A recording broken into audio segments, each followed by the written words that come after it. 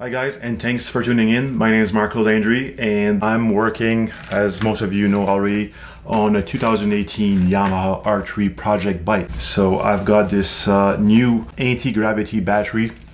This is a 4-cell battery, super light. I would say about 5 pounds of savings in weight.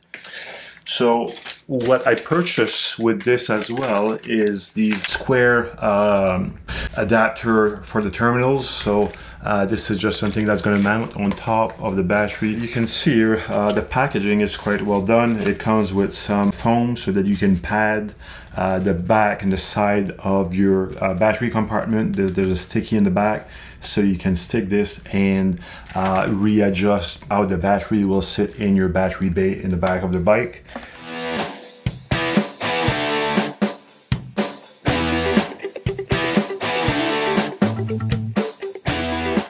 The battery itself, I think this is like beautiful. Like, look at the size of this little thing. So in terms of size, it's 4 1/4 wide or long, so it's 4 1/4 this way.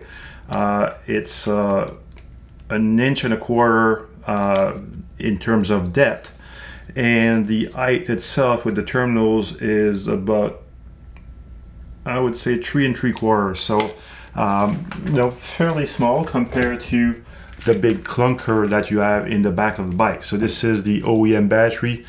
It weighs a ton. It's like 6 pounds, and this is like 15 ounces. So it's you're saving basically 5 pounds off your bike. It makes a huge difference. The only thing that you need to be aware as well is that when you get one of these, they say that you don't need to charge it. You can just simply plug and play. You put it on the bike and you should be able to start right away without having to charge the battery. So I mean, that's quite like a good thing, because you don't need to mess around with the charger. Also keep in mind that you can't use the standard chargers for this. You need an intelligent charger or a lithium charger. So this is really important. So you can't charge this with the regular charger. This is not, however, for your day-to-day use. I think that the recommendations on this is to use this for track bikes. If you are planning on using it on a day-to-day use, this is probably not the best option for you. You probably should consider the 8-cell and not the 4-cell for daily use on your R3. They are rated to be able to have enough crank power to start a 600cc bike.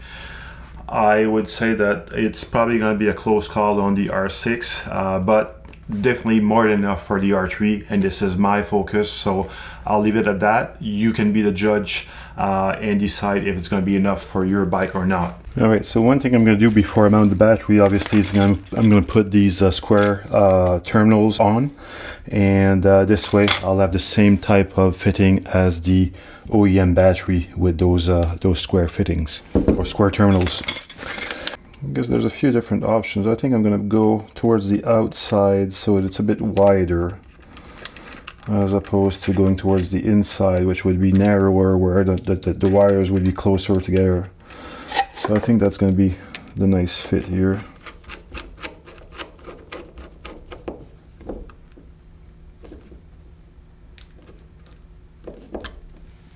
So obviously you can position it the way you feel is right for your bike.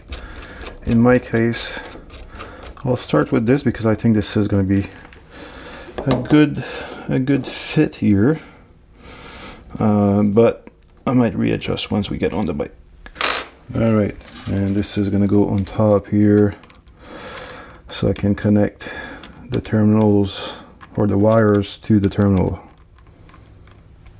Just want to make sure that this is working properly, and I can thread it all the way through before I put it on the bike without any clearance issues.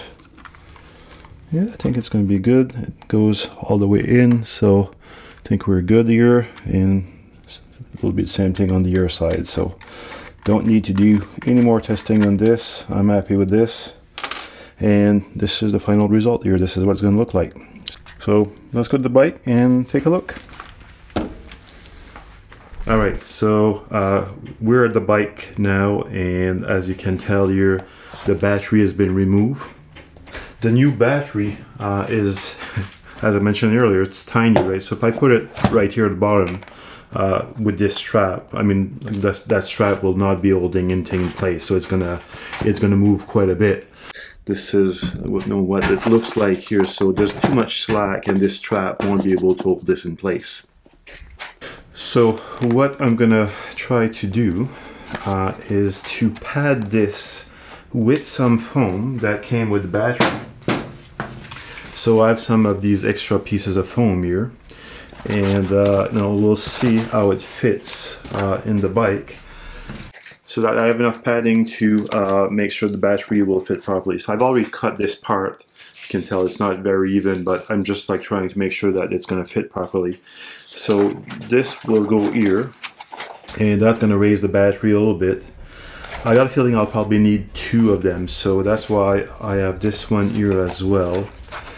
And I'll put this one at the back so that the battery can rest on this piece at the end, and it's going to push it up a bit so that I have enough room for the connectors.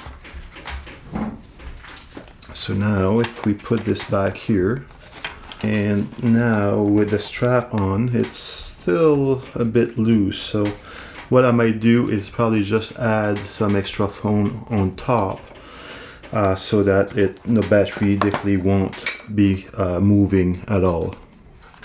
What I'm gonna do here is I'm gonna add this extra padding on the right side of the battery because even when I tie it down, it won't vibrate up and down, but it might have a tendency to vibrate from right to left. So I definitely want to avoid this, so I'll just add some extra padding on the right side of the battery, so that it's going to limit the amount of lateral movement for the battery. I had to try a few different things, but now it looks like it's it's very solid. I put 2 pieces of foam underneath, one in the back and one on top, and that strap here is very nice and tight now, so this battery is definitely not gonna move. I also put 2 pieces of foam on the right side of the battery where there's a cavity.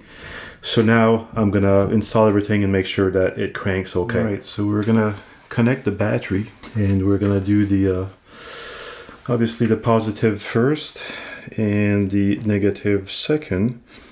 I just want you to know that this hole here is fairly small, and the bolt that comes with the square terminal adapter is a bit bigger than the hole. So I'm just going to basically take one of these small file here and file this just a little bit so that it gets a tiny bit bigger. You don't need much, you probably just need like a fraction of a millimeter basically, in order just to be able to easily insert that little screw or that little bolt into that terminal. I put a paper towel there to make sure that there's no little residue going into the bike or on the bike.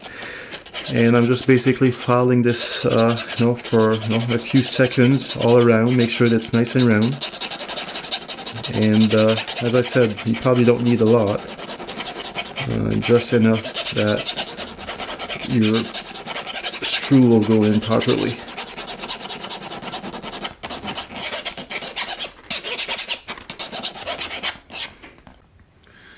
Alright guys, so my battery on the air camera died while I was doing this, but you can see here this is the final product. The battery has been installed properly. There's like 2 pieces of foam underneath. I put one on top, and you can see it. It's very solid. Like the full bike is moving when I shake this up. So it's really nice and solid. It won't go anywhere. The terminals are very nice and tight, and make sure that you cover everything properly. I've rerouted the fuse holder on this side. Well, your bike might look a bit different depending on the bodywork that you have. In my case, I have the raised bodywork, so that's been relocated on this side here. And the diodes are there. I'm just going to zip tie everything so that's nice and tight. But this is the overall this is the overall look and feel that I got after the installation. So quite pleased with it. Everything starts okay. It's cranking okay. And obviously it's a massive weight saving. So I highly recommend the battery. I can start the bike. Everything is powering up okay. And I can crank it.